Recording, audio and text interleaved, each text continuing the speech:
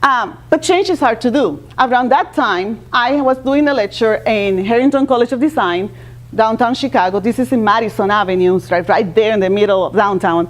And I'm doing this lecture of about 100 people. And I have this kid who's actually sitting, I'm here and he's sitting right there in front of me. And in front of him, there's this big, intricate drawing of a monster. And I'm here talking my heart out, and I'm looking, and my heart, starts pounding. And I'm like, looking at him, and he keeps drawing, and I'm like, and he keeps drawing, and I'm like, can you stop this? And he goes, but I want you to stop it. I mean, I'm a designer, I should have been more open to that, but I wasn't. And he goes, but I'm listening to you. And I was like, no, you're not. I want you to stop. So the class was quiet, like, oh, what's gonna happen here?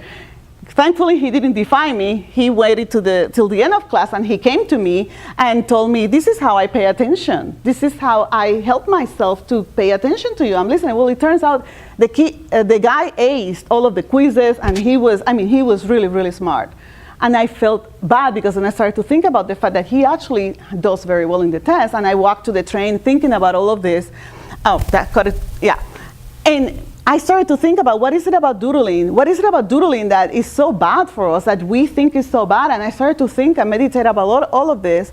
At the time, I was also reading a blog called At Least Apart, which is for web designers. And Creighton Berman, the lead designer at Gravity Tank, has an area there, a section where everything he blogs is about sketchnoting or visual note-taking and doodling. And I started to read that.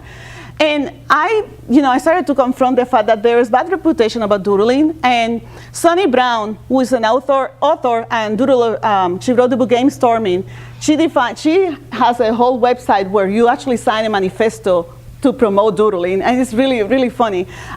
But she did a TED Talk when she talks about how counterproductive it is to not let people doodle.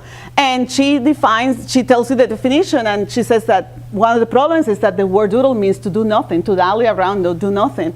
But one of the things she says in the TED Talk is that doodle can be considered like masturbating at work. It has that bad reputation.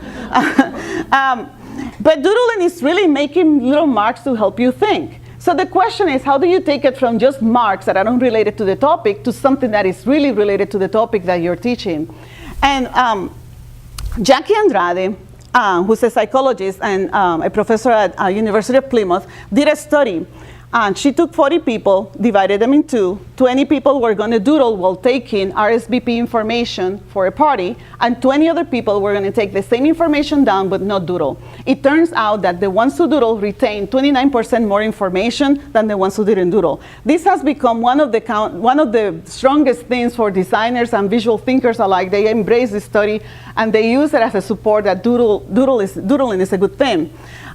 Jesse Berg, who is president of Visual Leap, and is a company that allows, they create programs, visual programs for high school and higher education, etc.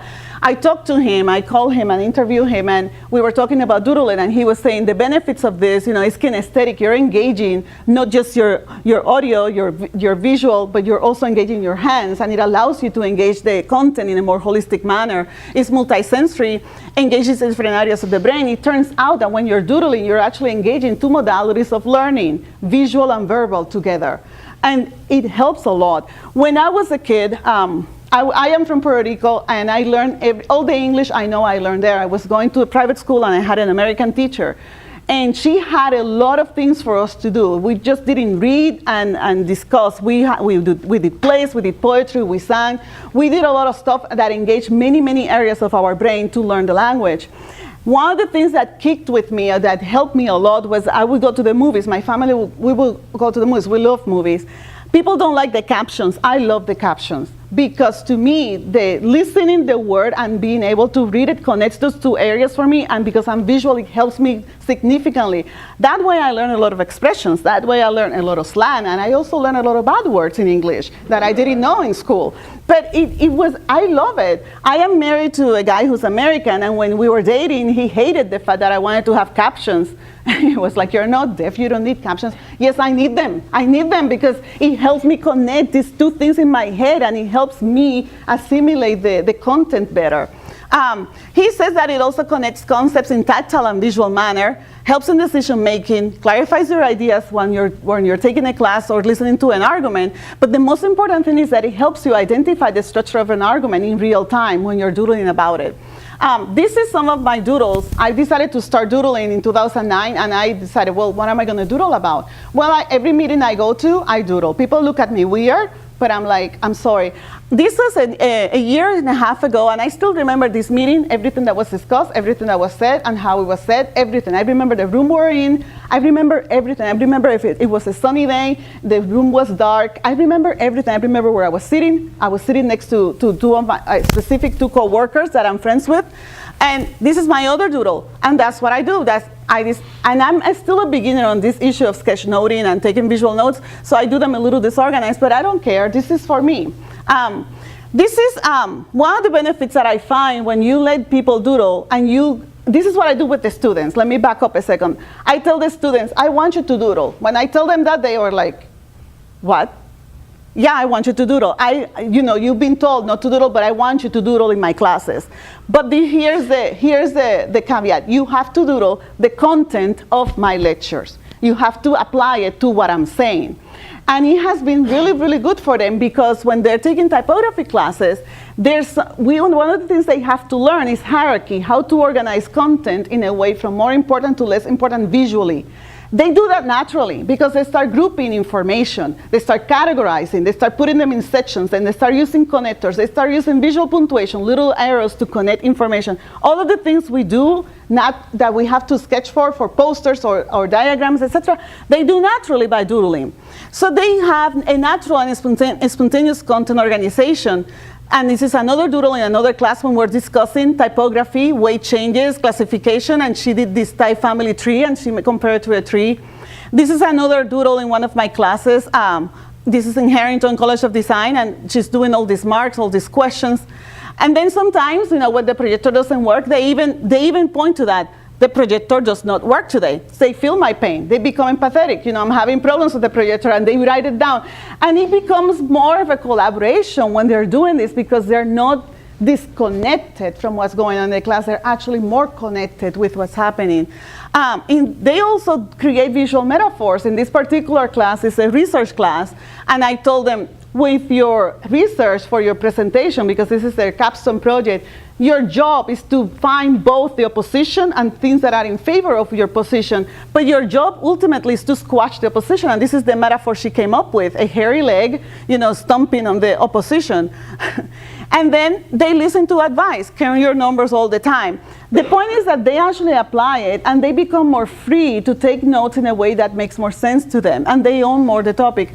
But then they take it to other classes, and this is what really, really drives me when I see them applying it to other classes that have nothing to do with design, and they start categorizing the information, putting them in sections that make sense to them, and creating a hierarchy of what's most important and what's less important and how to make sense of it. But you must be thinking, you're a designer, this comes natural to you. Well, yeah, in a way, yes. In a way, I'm sketching all the time, so I have that ability to do it. But this is not about being a good artist or a good designer. This is about being a good thinker. Doodling is about helping you think. So if it's about helping you think, it's about helping you assimilate that information, listen to the information, synthesize the information, and visualize it. And this is a quote by Jason Santamaria, who's a designer, educator, and speaker. And he has a blog where every single post is a coding experiment. It's amazing. Every blog post looks different because he's experimenting with coding.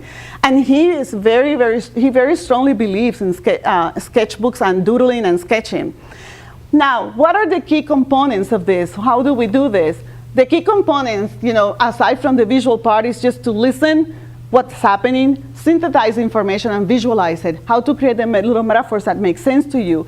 It becomes something mnemonic. You create little pictures that encode messages and encode meaning, and they help you remember better in real time. This is by Creighton Berman, lead designer of Gravity Tank.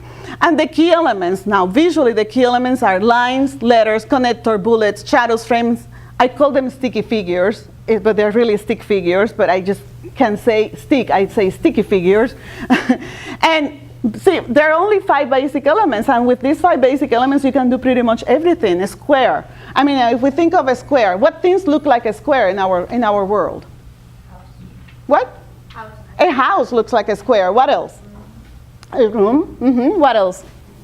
Windows, yeah, TV, computers, right?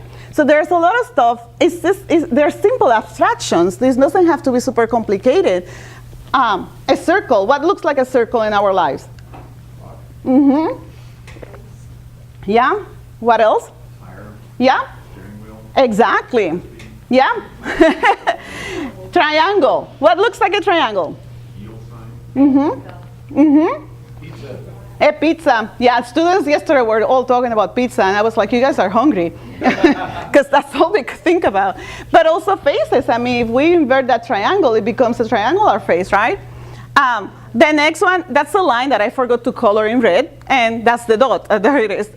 With the dot, a line, and these basic figures, you can pretty much do everything. You can do a person, you can do a car, you can do a table, you can do a house, you can do pretty much everything.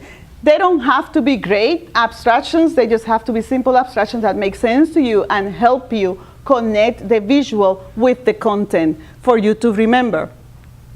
So how do you do people and type? And this, I had to do this in class yesterday. To do type and to do letters, you can do them in different ways. You can do them very simple, just very, thin line, or you can come back to them and embellish. And then, do some of this, or create some shadows around it and make them a little three-dimensional if you have time for that. And they become much more interesting. And a lot of people, like I said, this is getting very big, and the movement is actually called sketchnoting. And there's Mike wrote, which is considered one of the godfathers of sketchnoting, wrote the book, the Sketchnote Handbook. And this is a great book for everybody, not just for designers. And he walks you through how to get started doing sketchnoting. And he explains why it's so important and why it's so beneficial, not just for students, but for everybody. So it has become a really, really big thing among designers. And every conference they go to, this is what they do. They doodle everything. There's one of the designers, her name is Eva Laura Lam, and she's from, I think, Ukraine, and she sketch notes all of the conferences. She goes to all of the meetings, and she goes to many, and then she published them in a little book. She has one from 2010, 11, and 12, and she sells them on Lulu. And everybody buys them. They're beautiful, beautiful sketch notes. And so there's everything. There's people who sketch notes very linearly and no color like him. Mike, his sketch notes are very, very simple. No color, just all type. Ava, they're more graphic.